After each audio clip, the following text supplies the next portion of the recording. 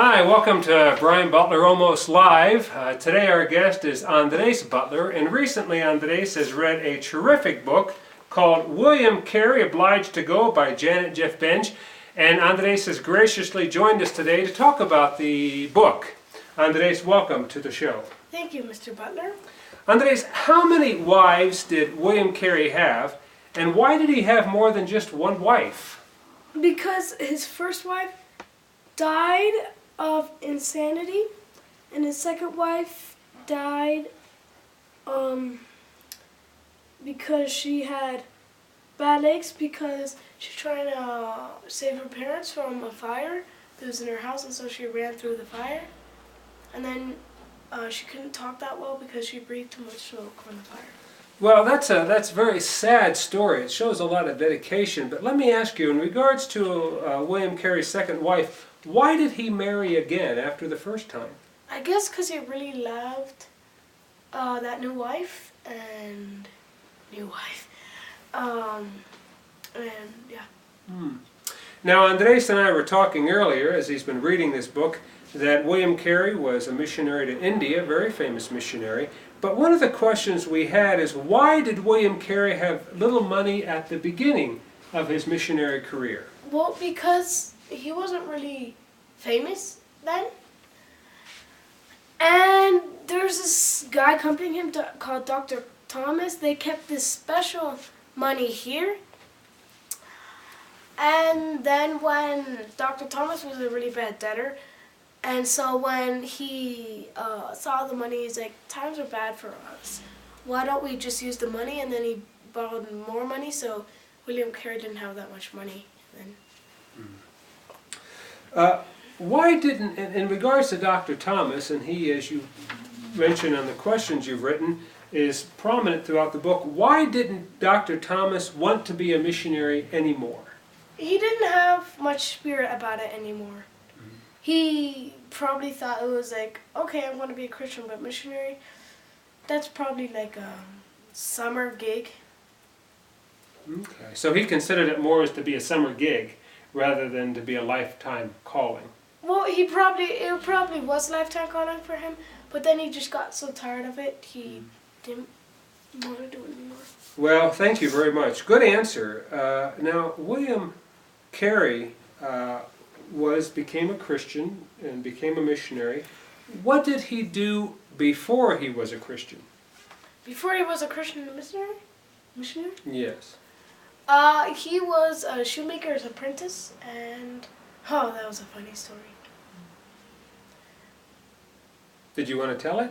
Oh, okay. Once the guy said,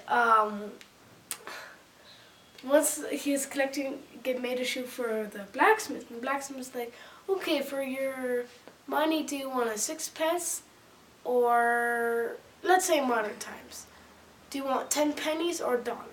So he's like, I want $1. Except dollars back then were not paper. They were silver coins. He got a bronze coin and the silver coin for the payment, but he didn't notice it was a bronze coin, so he really wanted to buy this pen. So once he bought the pen, once he was about to buy it, he's like, dude, you're cheating me. This is a bronze dollar.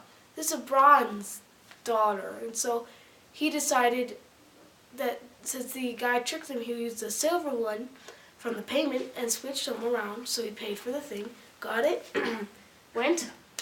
The guy's like, okay, what? He paid us a copper one, not a silver one?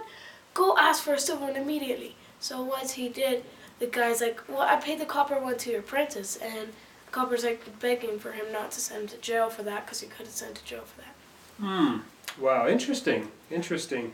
Now, when William Carey was a missionary in India, he was involved in printing, but we read that William had to build and rebuild the printing press, I believe it was 3 times? Yes. Why was that?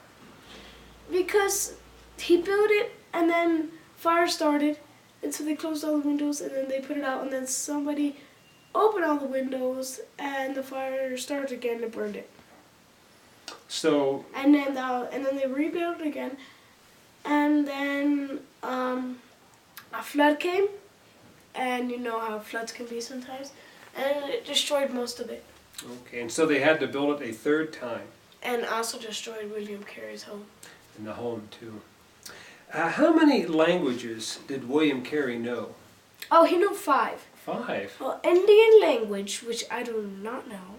It's really confusing.